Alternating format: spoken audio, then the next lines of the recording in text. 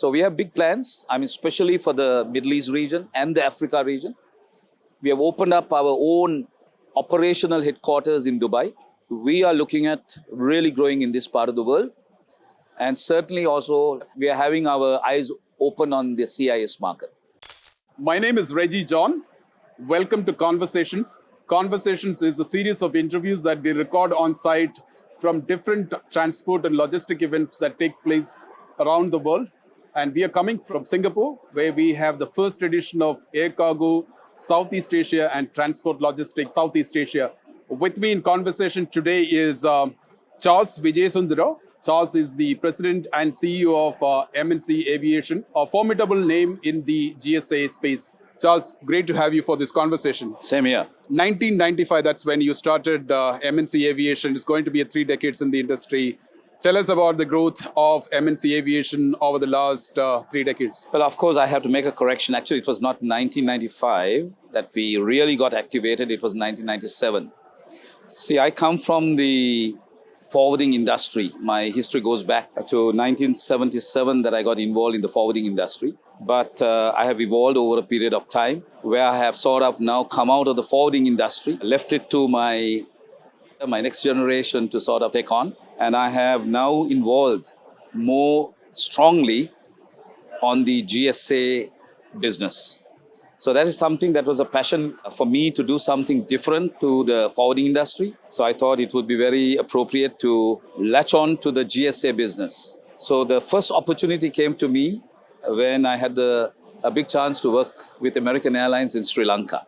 So that's how I latched on to the GSA business. Charles, thanks for that introduction to M&C Aviation and how it started. Tell us also about the evolution of GSA as a sector of part of the larger aviation air cargo industry.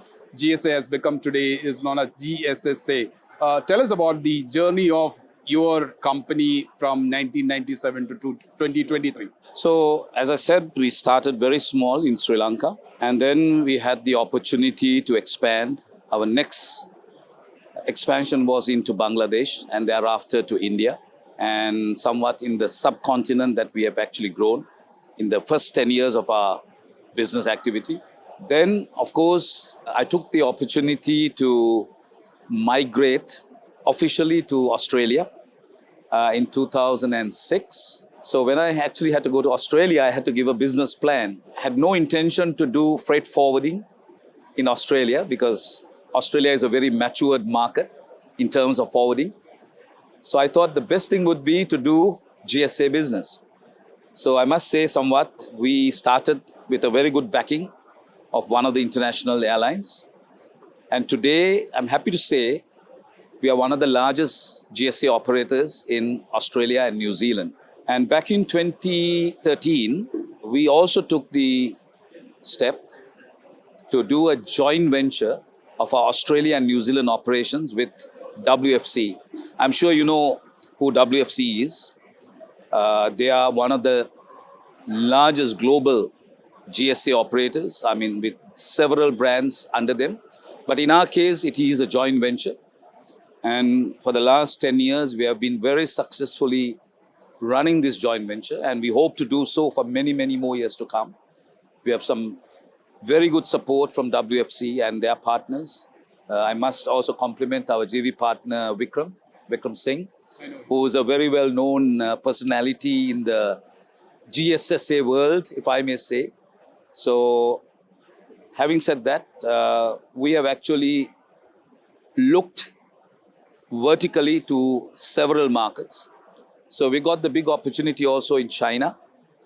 We are the GSA for American Airlines under the branding Pan Asia, because we have 2-3 different brands. One is M&C.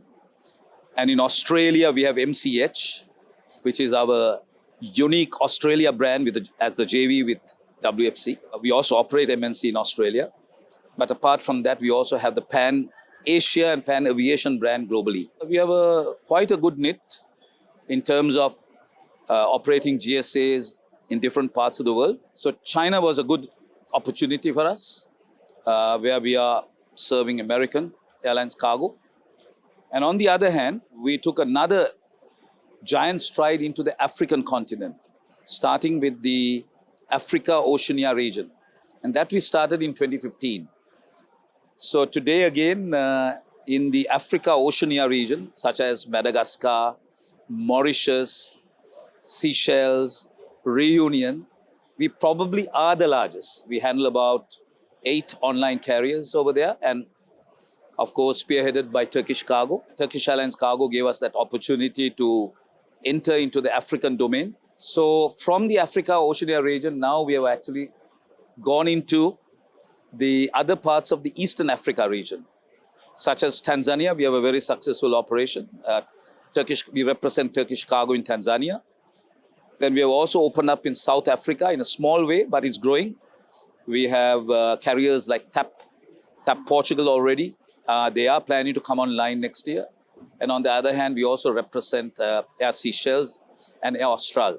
So Africa is one area we are concentrating.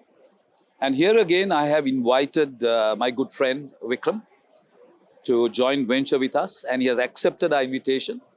So very soon we will have M&C Africa as an African brand, a unique African brand with a control tower in Mauritius.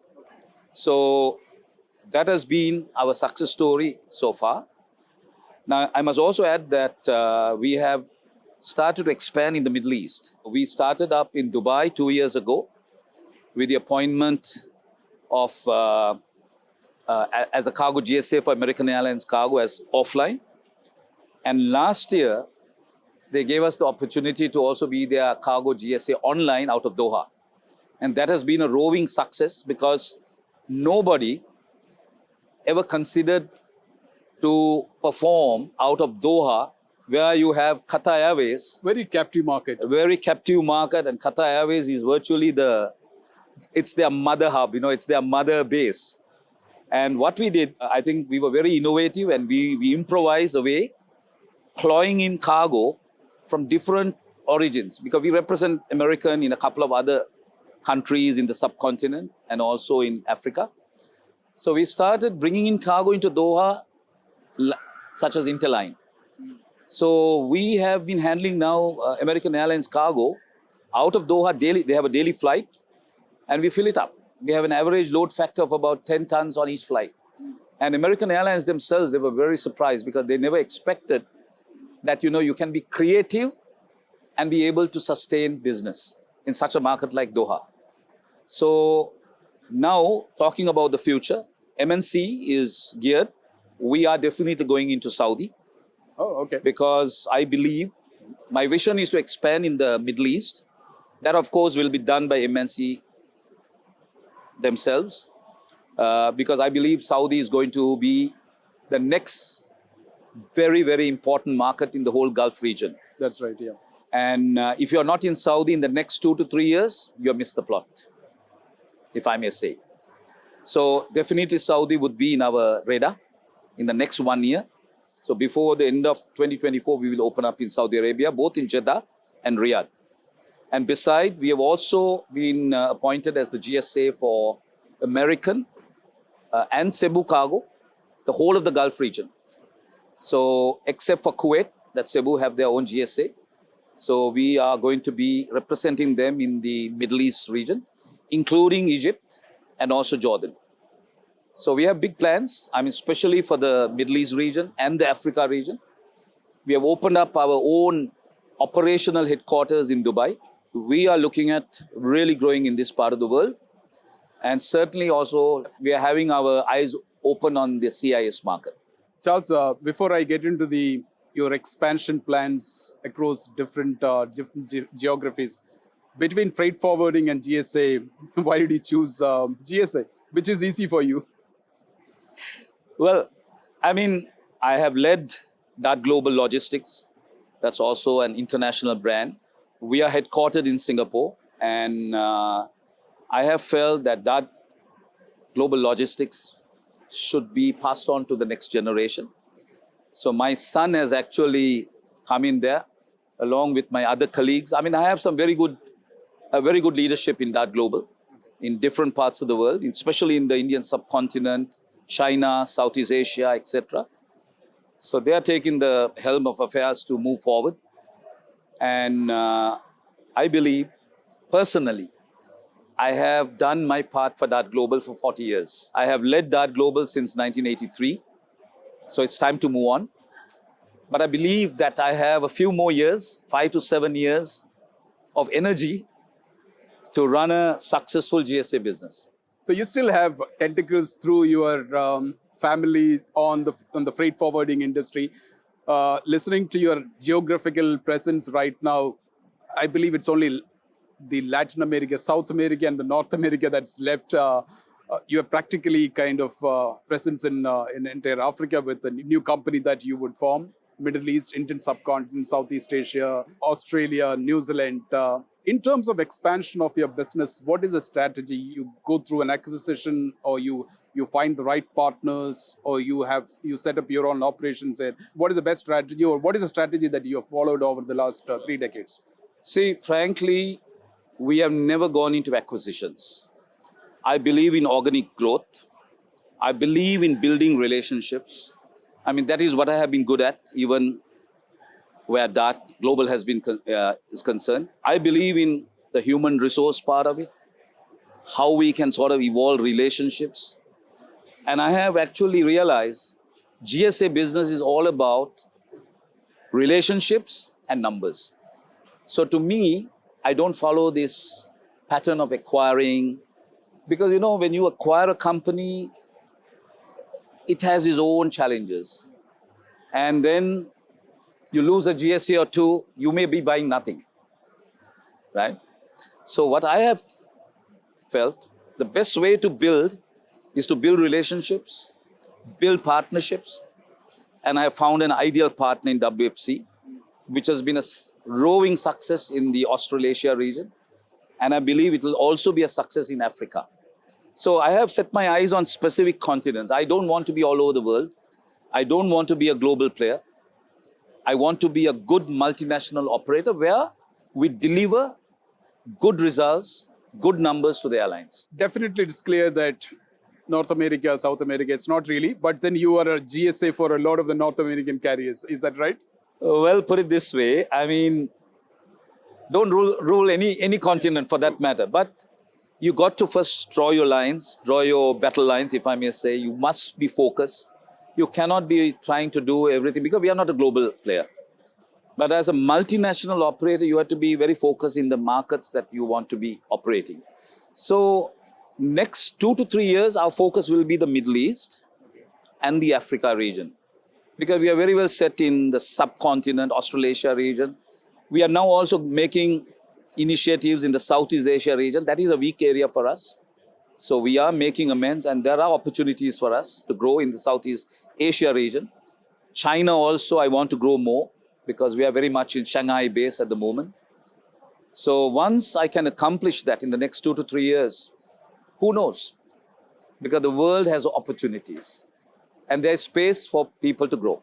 Briefly, in terms of your airline customers, what is the total number of airline customers across different geographies that you service At the as of now? moment, we are in 24 countries under the M&C brand, or other unique brands, if I may say.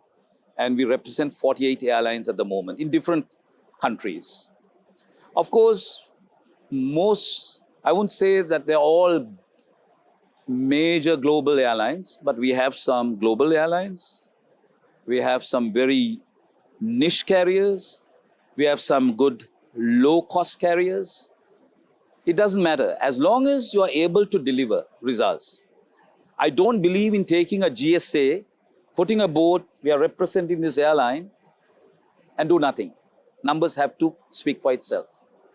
So whenever we take a GSA, we want to deliver from day one. So, and I must say very happily, I don't want to sort of specifically say who and who, but during these last 2 days, we have secured 2 more contracts. So we'll get to the half-century figure by the end of this year. Okay, you mentioned about your expansion into the proper African continent.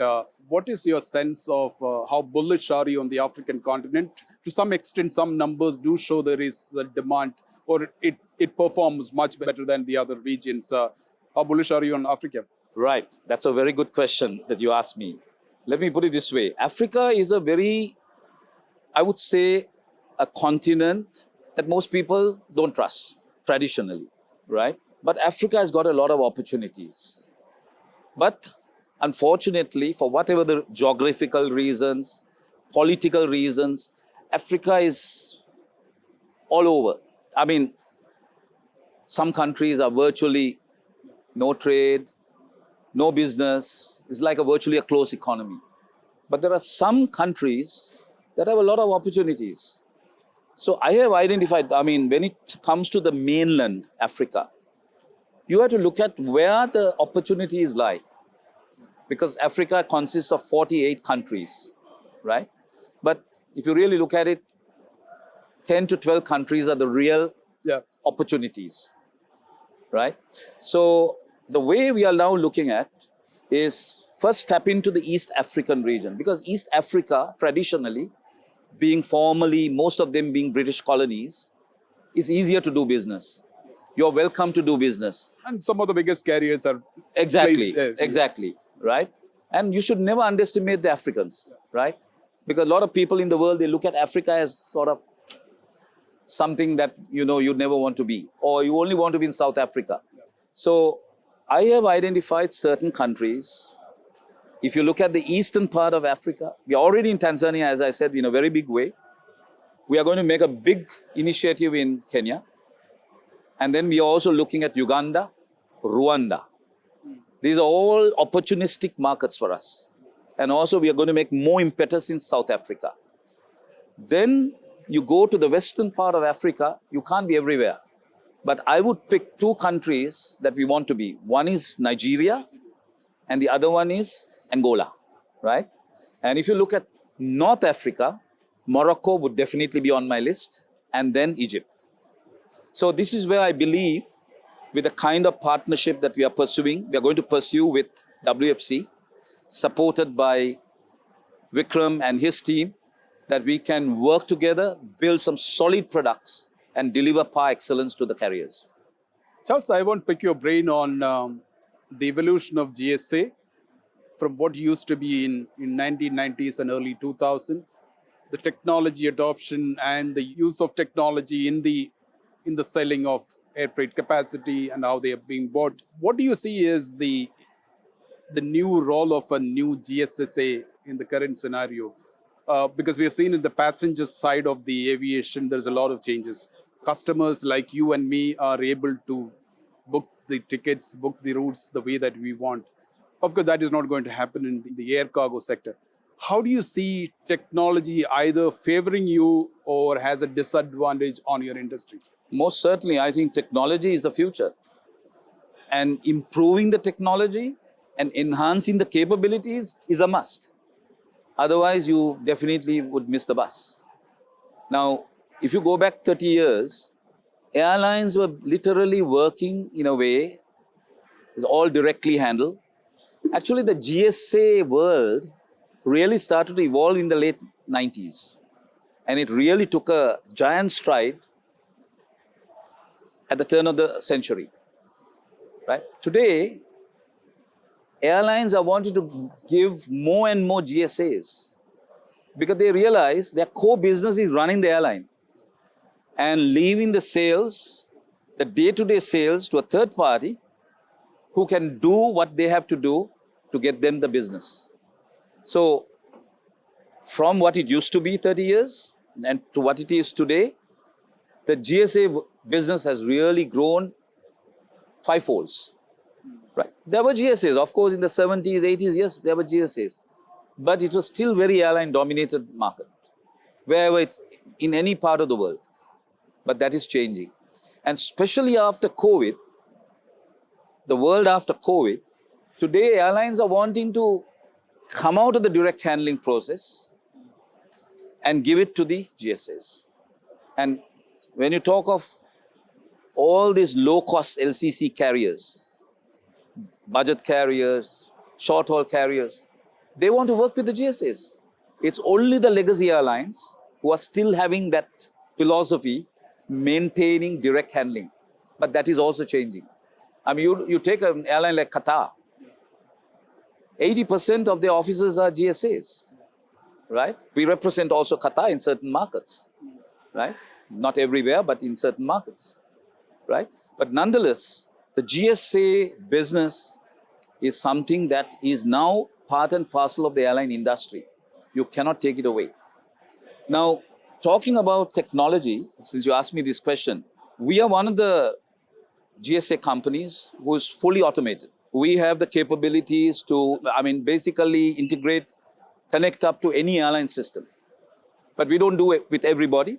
But with those who want us to do it, we upload the CSRs. Everything is done electronically. It's a must. To be a successful GSA, you definitely need to be automated. You need to be in line with the technology or even ahead of it, right? So we as a company, we are investing heavily into our IT initiatives. We have actually brought upon a gentleman fully responsible for our internal systems and who's actually going to manage it globally. So if I may say, we are committed to improve our IT capabilities, digital capabilities, our digital marketing capabilities, and we are putting a lot of efforts in that regard. Charles, I want to end this conversation since you have a very wide network of operations across the world and you represent airlines from the other world, probably you don't have operations. When you look at the current air freight market, what are some of the messages that you're picking up? Demand is on the low, cargo yields are on the decline, there is no peak season in 2023. There are geopolitical concerns which are major headwinds for any player in the air freight industry. What is your reading of the current air freight industry? And if you can share your reflections on that. Sure. Everybody had a fantastic time during the COVID period, right? The rates that were going around, it was unbelievable. In my whole life, I've never had the experience of dealing with rates like $20, $25 a kilo. But that is COVID experience. But coming out of COVID, it has really actually slowed down a lot. Even rates that have really gone even below whatever the pre-COVID rates were. But that's the business, right? From an airline perspective, from a forwarder's perspective, because I come from the other side as well. Yeah. So as a forwarder, you got to survive in a very, very competitive environment. We have learned to do that and we have survived. So I don't see any problem when it comes to rates. Rates can go up, go down, but those are the market forces. I believe it will take another good 1 to 1.5 years before the market really stabilizes because the world is very volatile at the moment, right? We have had a war for almost 1 year plus and we have a in second Europe. War. And we have a second and there's war. another war looming. Probably it could be even in a more disastrous way. We don't know. We cannot talk about the future of what could happen, but hopefully it would not sort of go into a very bad situation. Hopefully it will get solved or whatever it is, that it would not escalate. But I'm very optimistic about the future. I don't see a problem where competition is needed. Competition, let it be there. And the airlines, airlines know how to compete. As a GSA, we must be transparent to our principals. We must tell them, this is what is sellable. Now, for instance, in one market that we represent, Turkish Cargo, we have been operating a freighter every week. But now that market suddenly has collapsed because of overcapacity, not much business moving. We took the initiative to tell Turkish Cargo, let's not operate the freighter for this period because we cannot just dilute rates for the sake of diluting because, when you operate a freighter, you better park your freighter. You have to basically cost for it in every way. It's not like a belly hole operator, right? So when you're upfront to your principals appreciate it. That's a partnership. So I'm all there for competition, but fair competition, not this kind of hit and run kind of business. But nonetheless, we want to deliver what is due to the airline. That's our commitment. Charles, Thank you so much. It's been a great pleasure talking to you. Appreciate your time. You're most welcome. And thank you for giving me this opportunity.